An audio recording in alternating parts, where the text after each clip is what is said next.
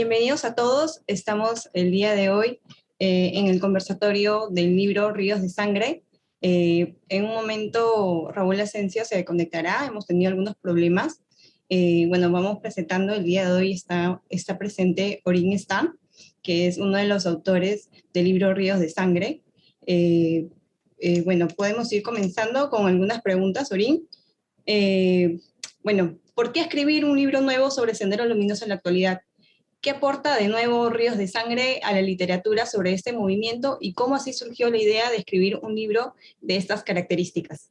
Sí, gracias, Corinne, y un saludo a los asistentes al Congreso también. Es un placer estar con ustedes. Sí, ya hay un montón de libros sobre Sendero, toda una librería de libros sobre Sendero y trabajos realmente excelentes de todo tipo, comenzando con las obras fundamentales de Carlos Iván de Gregori, Gustavo Gorriti, ya escritas hace mucho tiempo, pero con tantas cosas buenísimas desde ese entonces. La cosa es que a la misma hay trabajos excelentes. Es un poco, hay trabajos enfocados en varios temas: Sendero en el campo, Sendero y las rondas, Sendero en las variadas, Sendero y el narcotráfico, Sendero y la mujer. Y lo que hemos intentado aquí es dar una visión, presentar una visión un poquito más comprensiva, panorámica de la guerra, en el sentido cronológico. Seguimos la guerra desde su comienzo como una idea embriónica en los años 60 hasta la captura de Abimael Guzmán y Elena Paraguirre en 1992, que es efectivamente la derrota militar de Sendero. Entonces seguimos la historia a través de esos 3-4 décadas y a la misma vez intentamos un poco explorar, mostrar la diversidad de los actores en la guerra, desde los mismos líderes senderistas, los combatientes, miembros del ejército, miembros del GEIN, figuras como María Elena Moyano y Mario Vargas Llosa. Entonces, tanto en la diversidad de sus personajes y la visión cronológica de la guerra, estamos intentando dar una visión algo más completa, siempre parcial, como toda obra histórica, de lo que pasó, de la tragedia de la guerra. Y la otra cosa que queríamos hacer es escribir un libro que tendría novedades para los académicos que trabajamos en Perú, Sendero, la violencia, pero a la misma vez para el público en general, para que cualquier lector pudiera leer el libro con interés sin aburrirse, como suele ser el caso con los otros libros míos. Entonces es un libro, sí, comprensivo, panorámico, a la vez íntimo en su enfoque sobre la historia, las historias entretejidas de varios personajes y protagonistas, y escrito tanto para el mundo académico, pero también para el público en general. Gracias, Orin. Les pido disculpas por los problemas que estamos teniendo con la conexión.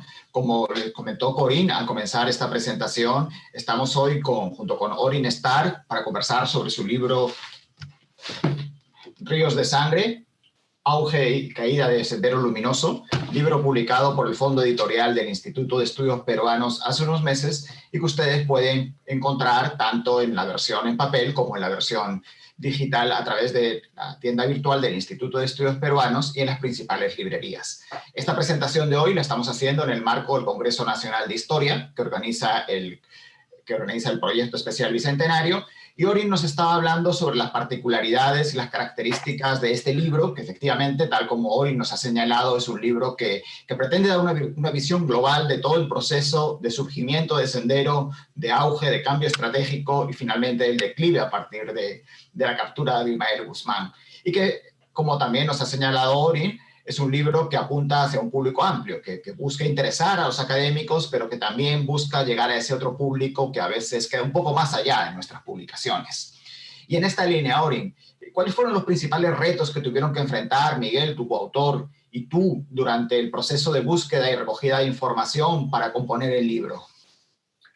Bueno, teníamos la ventaja de haber trabajado en Perú sobre este tema por muchos años, ya décadas. Yo de estudiante ya en los años 80 hice mi tesis sobre trabajo de campo en el norte, sobre las rondas campesinas, pero también iba de vez en cuando a Ayacucho y después ya hice varios trabajos sobre las rondas campesinas contra sendero en la zona sur andina. Y Miguel también escribió un libro excelente sobre la prehistoria de la guerra en Chuschi y en Huaychao, dos comunidades campesinas ya icónicas en la historia de la guerra.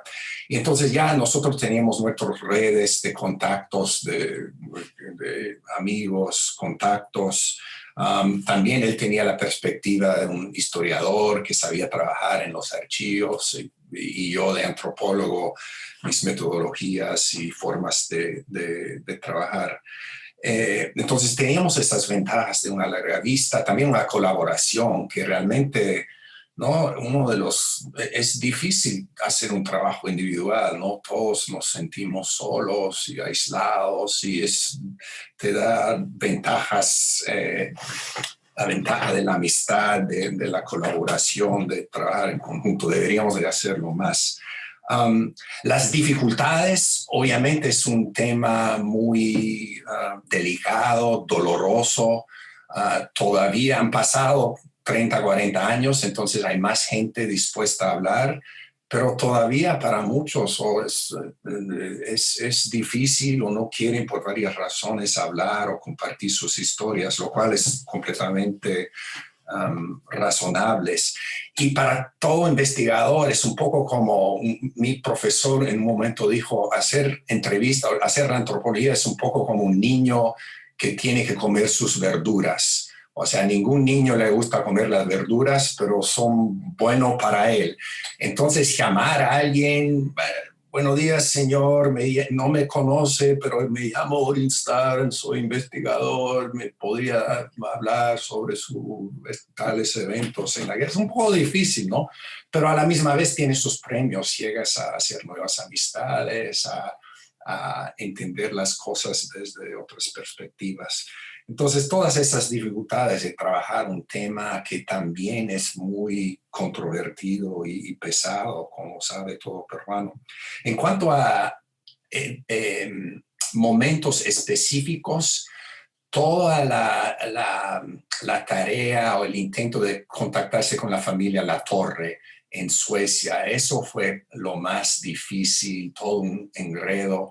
Augusta Latorre es la esposa de Abimael Guzmán, una figura principal en la guerra. Casi toda su familia vive en Suecia ahora y es un clan muy cerrado. Nunca han querido dar entrevistas o hablar mucho de la historia, que es una historia fascinante de Augusta Latorre. Entonces, un poco para negociar, para poder al final llegar con la mamá de Augusta, Delia Carrasco, que nunca había hablado, bueno, una vez dio una entrevista corta. Eso fue toda una historia que daría para una novela. Durante la fase de escritura del libro, esta experiencia de escribir a cuatro manos, además, entre un historiador como Miguel y un antropólogo como tú, ¿qué tipo de sinergias o qué tipo de rutina tuvieron que desarrollar entre ambos? ¿Qué decisiones tuvieron que tomar respecto a qué entra al libro, qué no entra al libro? Porque en realidad es un libro que abarca un periodo de 20 años y que además es un libro con una estructura compleja, porque trata al mismo tiempo de contar lo que le pasa a los personajes concretos. Es un libro basado en historias de personas y al mismo tiempo trata de contar procesos globales, procesos generales. ¿Cómo fue ese reto de trabajar entre dos personas y de construir un libro de esa manera? Bueno, yo diría, todos sabemos que el escribir es dificilísimo y hasta para mí a veces yo he luchado con la depresión y el escribir. Tengo un artículo ahora, algo a modo de confesión de las luchas psicológicas que han sido realmente feas como para escribir, porque es qué dejar de un lado, qué contar, cómo contarlo, las cuestiones de estilo. Bueno, todos sabemos que es una tarea dificilísima desde un principio. Nos ayudó mucho poder trabajar en conjunto, como tú dices, no te sientes tan solo. Y también había la cuestión de, bueno, qué dejar de un lado, qué incluir y también especialmente diría el reto de cómo retratarle a los senderistas, que por un lado no queríamos, nuestra tarea no es deshumanizar a nadie, o sea, queríamos tratar a los senderistas que también son seres humanos de carne y hueso, pero a la misma vez que han hecho barbaridades. Entonces, ¿cómo llegas a ser, por un lado, justo, preciso, pero a la misma vez no hacer una apología a todo lo que hizo Sendero? Y eso llega, es una cuestión, como diría, epistemológica, pero también va en particularidades, micro particularidades de qué adjetivo usas. ¿Usas el adjetivo terrorista, insurgente, rebelde, subversivo? Cada de esos adjetivos tiene otro sentido y marca la historia de otra forma. Entonces, estas negociaciones, pensar en cómo presentar la historia de una forma a la vez que reconocía los motivos y la humanidad de los senderistas y a la vez las cosas horribles que hicieron en el transcurso de la guerra.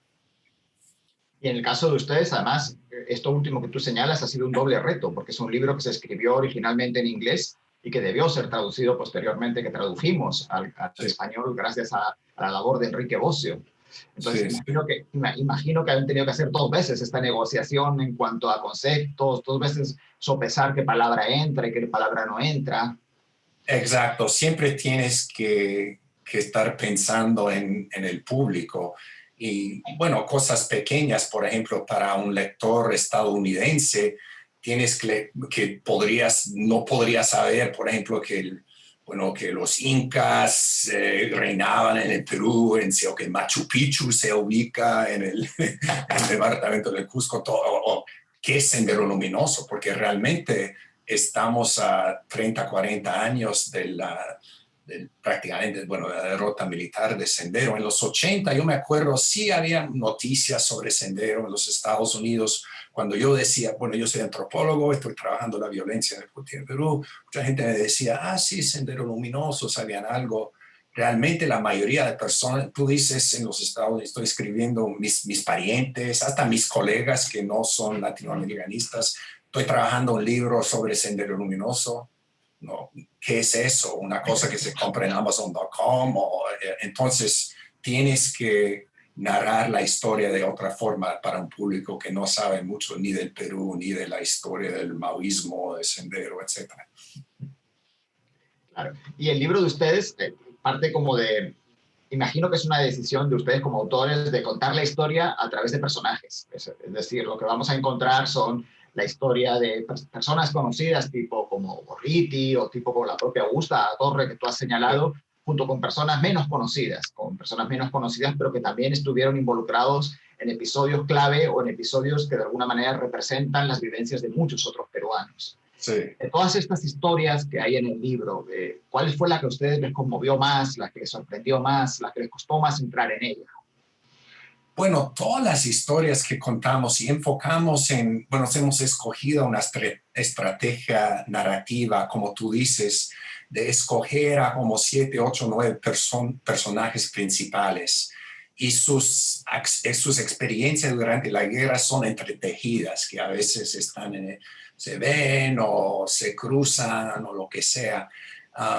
Es una estrategia novelística en el sentido de no contar la historia simplemente como una serie de hechos y eventos, sino de un poco intentar de tratar de capturar las personalidades y las emociones de personas claves en el momento. Y claro, hemos intentado también escoger una cosa intencional de escoger personajes que venían de una diversidad de de experiencias, ambientes, lugares geográficos. Entonces hay desde Gustavo Gorriti, periodista limeño, peruano, Mario Vargas Llosa, Marco Miyashiro, el hijo de inmigrantes japoneses criado en el Callao, Narciso Zulca, un rondero en las alturas de Huanta.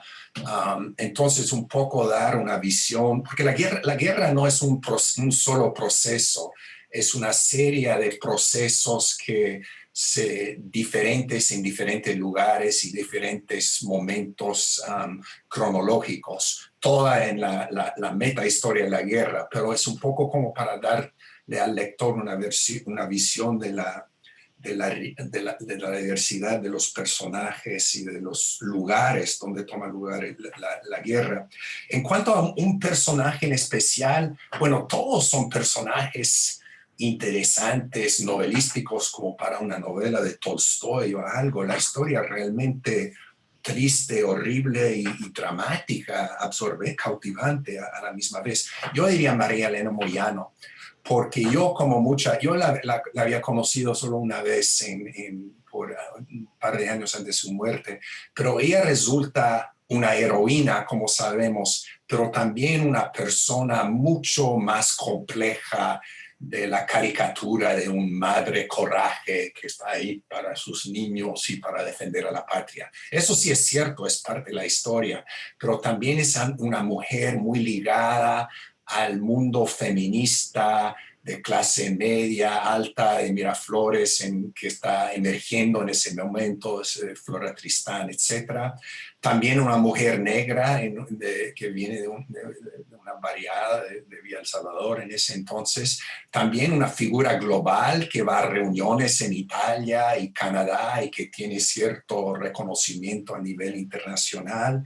Y es una mujer ambiciosa, que le dice una noche a su esposo Gustavo Pinecki, me contó la historia, es el viudo de María Elena Moyano que vive en Madrid, fui a verlo y me dijo que María Elena me decía de vez en cuando, yo voy a ser la primera presidenta del Perú, y yo antes de Barack Obama y todo eso. Entonces ella tenía sus ambiciones y era odiada por alguna gente, no solamente por los senderistas, pero también muy querida por otros. Entonces, toda esto es una historia compleja e interesante de una figura realmente cautivante.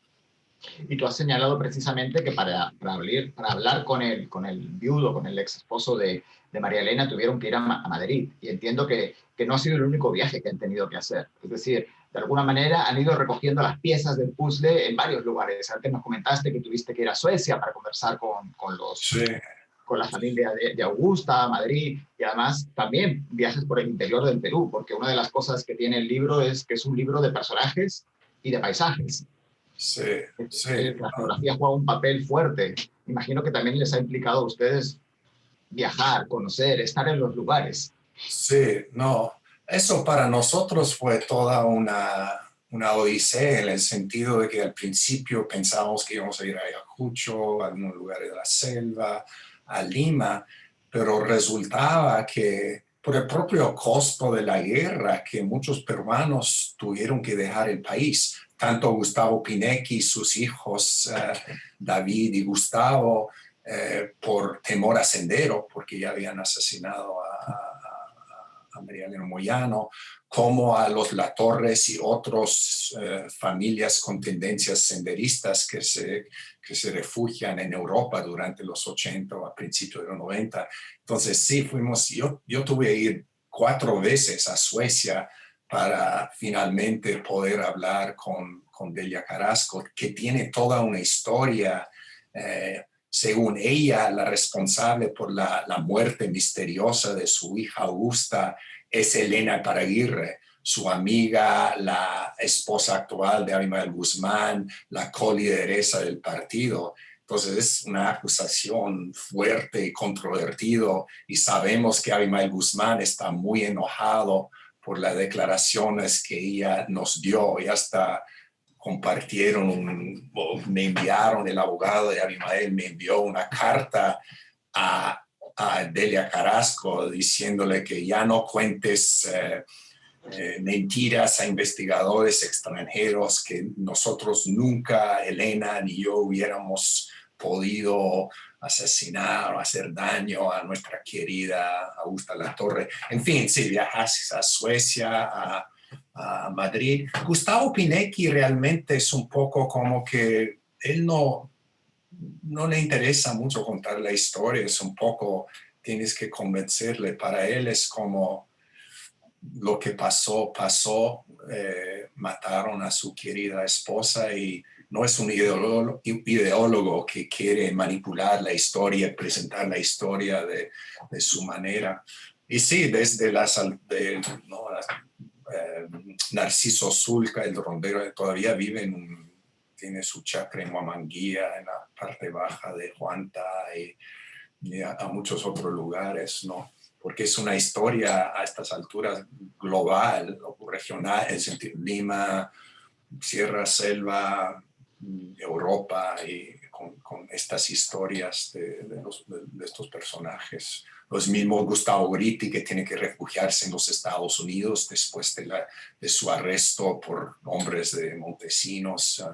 Sí, una Fujimori, que también es un personaje, y cuando va a Japón y regresa, etc. En esta línea de esta globalidad, de cómo se ha globalizado por las propias dinámicas del conflicto, una de las ideas que quedan en el libro que ustedes tratan de defender es que Sendero es en muchos sentidos un movimiento marxista estándar. Y esto va de alguna manera contra cierto sentido común que tenemos en el Perú, donde buena parte de la literatura y de los especialistas enfatizan precisamente la singularidad de Sendero frente a otros movimientos similares en Colombia, las FARC, las guerrillas centroamericanas, etc. ¿Nos puedes contar un poco más sobre este argumento respecto a la naturaleza, digamos, estándar, por decirlo de alguna manera, de Sendero? Sí, yo diría que este punto, y puedo explicarlo un poquito más, es uno de nosotros lo vemos como una de las contribuciones principales del libro al debate sobre Sendero y qué era y qué es, y sobrevive una partecita de Sendero. Y sí, siempre se manejaba, yo me acuerdo porque estaba viviendo en Perú en los 80, de esta visión de Sendero como algo misterioso, mesiánico, y tantas teorías que habían. El mismo presidente Belaúnde en un momento dice que era una banda de avijeos, y la Guerra Fría todavía, es el anticomunismo, entonces esto debe ser una cosa importada de portaaviones rusas o chinas que están enviando a sus subversivos para levantar una revolución comunista en Perú. Y otras versiones también replicadas a veces en el periodismo y hasta en ciertos trabajos académicos de Sendero como movimiento mesiánico, el producto del supuestamente mágico mundo andino. Y nosotros, y para hacer justicia, es cierto que Sendero era algo misterioso para muchos de nosotros en los años 80, porque no sé quién era senderista, Abimael Guzmán no daba entrevista, era un poco difícil llegar a entender exactamente de lo que se trataba. Pero lo que nosotros planteamos en el libro es que, lejos de una aberración extremista, que Sendero es en todo sentido un movimiento comunista muy ortodoxo y muy común y corriente del siglo XX, y puedo hablar en varias formas. Podríamos comenzar con el uso del terror.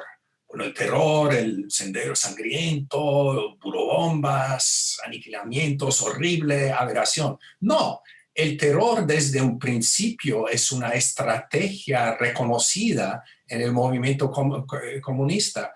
Y el pensamiento, y hasta hay algo de esto en Marx, pero más desarrollado en Lenin, que para llegar a la tierra prometida del comunismo y la justicia vamos a tener que ser violentos y usar la herramienta del terror, entre otros. Esta frase, el título de nuestro libro, Ríos de Sangre, eso viene de un discurso famoso pronunciado por Abimael, pero originalmente esta frase viene de Lenin, que antes de la Revolución Rusa dice que corran ríos de sangre de la burguesía para que triunfemos y podemos tener a una Rusia postzarista, justa, igualitaria, etc. Entonces se podría debatir, ¿no? Hace sentido de cierta forma, o sea, si vas a llegar a que el terror va a ser necesario. Yo discrepo con esa posición, pero es una posición muy desarrollada en el marxismo, que vas a tener que ser violento, porque el mismo capitalismo es un sistema violento y cruel, sangriento, y todo eso es cierto, pero que el terror es una forma necesaria para llegar al amanecer rojo. Entonces, Sendero en su terror es una cosa que se ve con Lenin, con Mao, con Stalin y en Calle Tarata y el masacre de Canamarca. También hay muchas otras cosas que podría de semejanzas entre Sendero o cosas de Sendero que vienen de las tradiciones comunistas, pero el rol del partido. El partido, y esto es la invención de Lenin, el partido vanguardista, y la idea de que hay un grupo de escogidos que van a liderar el proletariado y después el campesinado hacia el comunismo. El partido infalible, el que no puede ser cuestionado. Esa idea es muy fuerte en Sendero. Para ellos no son senderistas. Sendero Luminoso es un nombre inventado por el periodismo y los académicos. Ellos siempre se refieren al partido. Son el Partido Comunista del Perú, porque los otros partidos que se llaman comunistas, según ellos, no son verdaderos comunistas. Y por fin podría decir también el culto de la personalidad a Abimael Guzmán. Eso es una paradoja del marxismo, ¿no? Que por un lado lucha por la igualdad de las mujeres y los hombres, pero en casi todo caso hay al final de las cuentas un líder querido, un Lenin, un Kim Jong-un, un Stalin, un Mao santificado, un dios, su nombre alabado al cielo.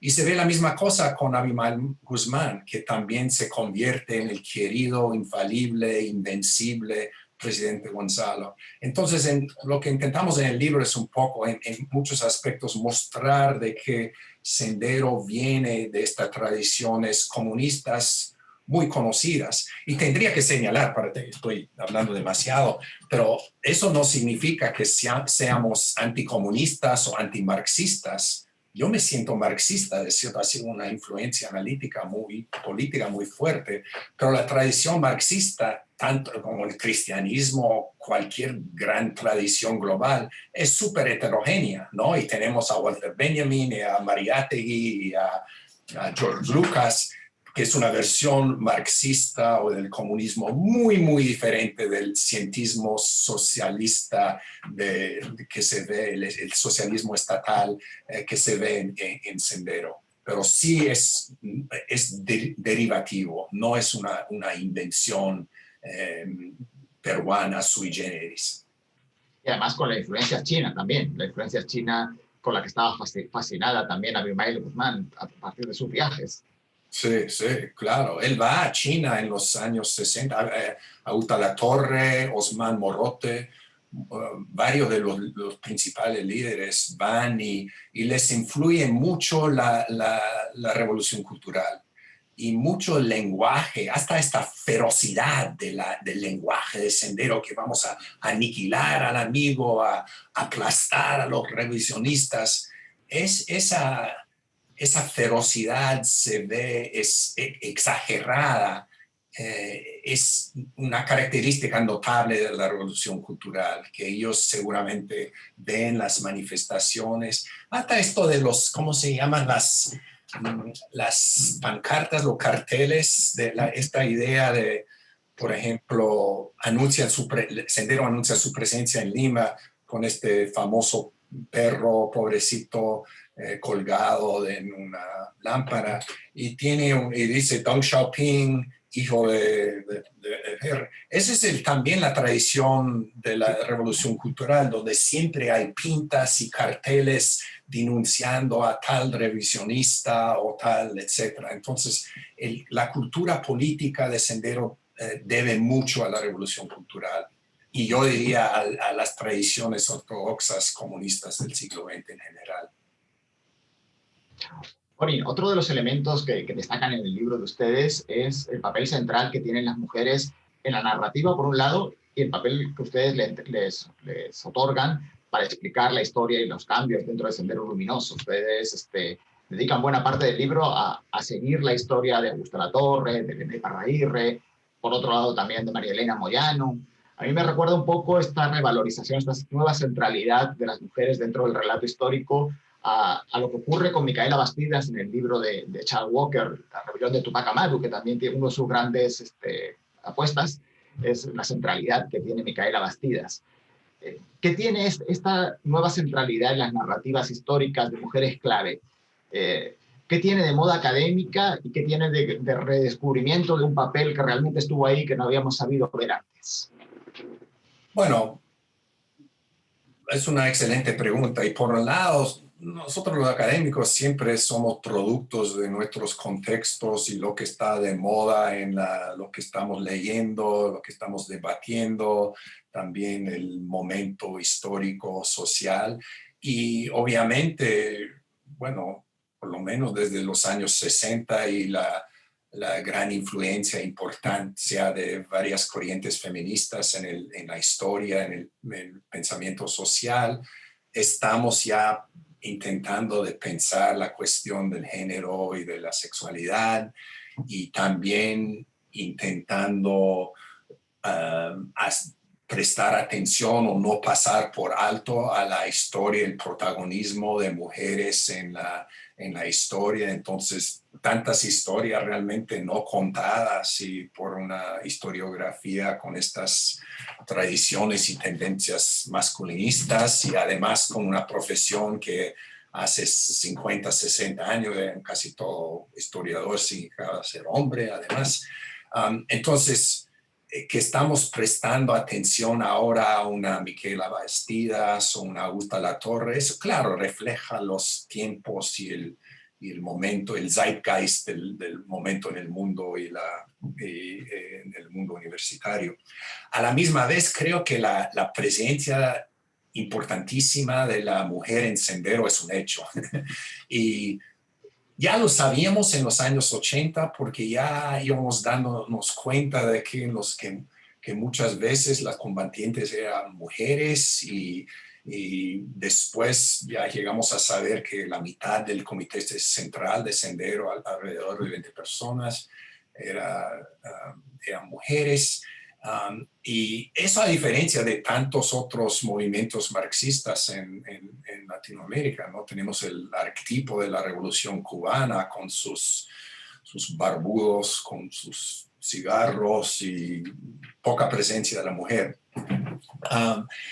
Lo que para nosotros ya sabíamos, y hay muchas cosas buenísimas escritas sobre el papel de la mujer en Sendero, que nosotros no nos habíamos dado cuenta, y es solo a través de la investigación, de la importancia de la mujer en el liderazgo de Sendero, porque siempre, hasta ahora, se mantiene esta imagen de Sendero como la creación de Abimael Guzmán, del gran presidente Gonzalo, como la figura que inventa, dirige el movimiento.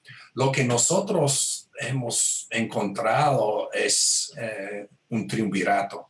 Que está Abimael Guzmán, pero también Augusta Latorre, su primera esposa y colaboradora con él desde un principio en Ayacucho en los años 60, cuando ella era todavía muy joven, y Elena Parraguirre, que reemplaza a Augusta, una suerte de levirato marxista, tanto como esposa de Abimael y efectivamente co-directora de lo que queda del movimiento. Y me llamó la atención una vez, fuimos a entrevistarle a Luis Lumbreras, el gran arqueólogo, que le enseñaba en Huamanga en los años 60, era colega de Abimael, y ya tenían una amistad, él y su esposa, una amistad con Abimael y Augusta Latorre. Y nos dijo si ustedes me hubieran preguntado en el año 68, 79, si me hubieran dicho que uno de estos dos iba a liderar un sangriento, brutal movimiento revolucionario, yo les hubiera dicho que fuera Augusta, no Abimael. Y hemos encontrado, hay muchas personas que también te dan esta visión de una mujer muy dura y hasta más dura en su ideología que Abimael en ciertos momentos, carismática, hermosa, inteligente, también pensamos con ciertas tendencias hacia la depresión y nosotros creemos que al final se suicidó, aunque es un capítulo del libro.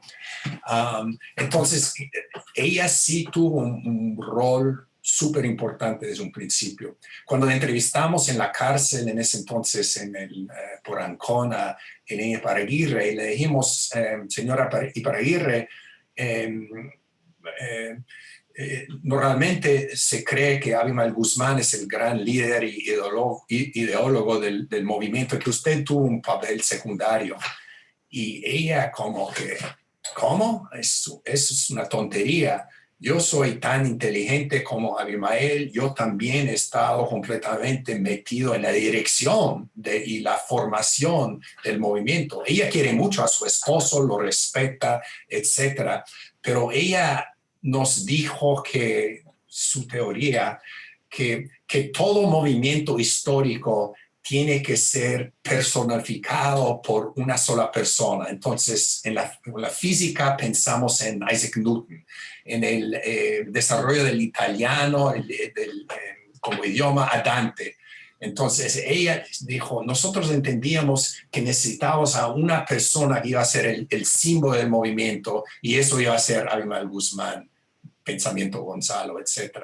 Pero la realidad atrás de eso es que hay un diálogo, una colaboración entre estas tres personas en la formación y la dirección del movimiento. Y esa es otra de las ideas centrales que tienen ustedes en el libro, es decir, sí, esta idea de que detrás de Sendero estaba este triunvirato entre Abimael, Elena Iparraguirre, Augusta Latorre. El libro tiene ya varios años publicado en inglés, fue publicado originalmente en inglés. En todo este tiempo, estas ideas que ustedes han ido señalando, estas ideas que hemos ido sacando a través de esta entrevista, esta idea de Sendero como un movimiento más o menos estándar, ¿qué reacciones han tenido en los Estados Unidos? ¿Qué reacciones tuvo el público anglosajón, académico y no académico, cuando recibió este libro? Bueno, trabajar Sendero es algo como trabajar el conflicto palestino-israelita o escribir sobre Trump. Es uno de estos temas tan controvertidos, con posiciones tan irreconciliables, que siempre vas a tener a mucha gente que te critica. Y justamente, ¿no? Todos tenemos nuestras opiniones. Entonces, en los Estados Unidos y en Inglaterra también, por un lado, hemos tenido la crítica de la izquierda, que dicen que no les gusta que estemos hablando mal de las tradiciones comunistas, de Mao, de Lenin, etc. Y por un lado, los izquierdistas sabemos, bueno, Stalin, problemático, etcétera, etcétera, pero es un poco que no queremos llegar a ver el horror del comunismo. Y por supuesto, es cierto, comunistas valientes, corajosos que lucharon contra Hitler, etcétera, pero yo estoy hablando del estalinismo, de la revolución cultural, del estatismo estatal, del estatismo social, socialismo estatal. Entonces, por un lado, crítica, ¿por qué no reconocen las contribuciones del comunismo, etcétera? Y por otro lado, de la derecha, que dice que son demasiado generosos con Sendero Luminoso, que estos eran terroristas comunistas, punto y basta, porque quienes están escribiendo un libro sobre ellos. Pero realmente es un poco más el Perú donde vemos estas reacciones, y siempre hay críticas y críticos, justo, bueno, cada libro tiene sus problemas, pero por un lado tenemos páginas Facebook tipo fujimorista, súper conservador, que dicen por qué están haciendo apología por el terrorismo. Es obvio que ni han leído el libro. Lamentablemente dicen que otra crítica es que este libro ha sido publicado por una ONG de caviar y champán, el IEP, y etcétera, que nosotros somos unos miserables, traidores, etcétera, etcétera. Entonces, por un lado hay eso, la crítica que viene de la derecha. Por otro lado, yo fui a la cárcel después de la publicación del libro para conversar con las dirigentes senderistas, y ellas también muy decepcionadas y enojadas con nosotros, y un poco muy incómodo porque, bueno, hemos conversado, dicen que hemos distorsionado, que no hemos presentado los planteamientos del movimiento, etcétera, etcétera. Entonces, un poco la historia es siempre un campo de batalla, como nos enseñó Gramsci en Marx, y siempre hay varias visiones y entendimientos, especialmente en una historia tan importante en la historia moderna del Perú como la guerra interna, y siempre va a ser una lucha de posiciones, como dijo Gramsci, para ver qué visión de lo que pasó capta más fuerza, tiene más fuerza, y no es una guerra que se va a resolver en esto, porque realmente las posiciones son tan endurecidas que es muy difícil que llegues a un entendimiento compartido, y va a seguir siendo una cosa, un conflicto, ¿no? ¿Cómo entender lo que pasó en el Perú? Orin, para terminar, porque se nos está yendo ya el tiempo, de estas reacciones que nos comentabas que ustedes han tenido, positivas y negativas, positivas o negativas, alguna que les haya sorprendido, alguna reacción positiva o negativa que no esperaban tener después de la publicación del libro, ya sea en la versión en inglés o en la versión en español? Realmente no, yo diría que no, es un poco que nos ha sorprendido, no tanto. Y no estoy diciendo que el libro puede tener sus problemas, hay cosas que yo escribía de otra manera, pero es más o menos lo que queríamos. Hemos intentado escribir una historia, lo hemos hecho de la mejor forma posible, hemos intentado ser justo y representar a varios personajes, realmente escuchándolos y presentando su punto de vista, pero bueno, el libro es lo que es.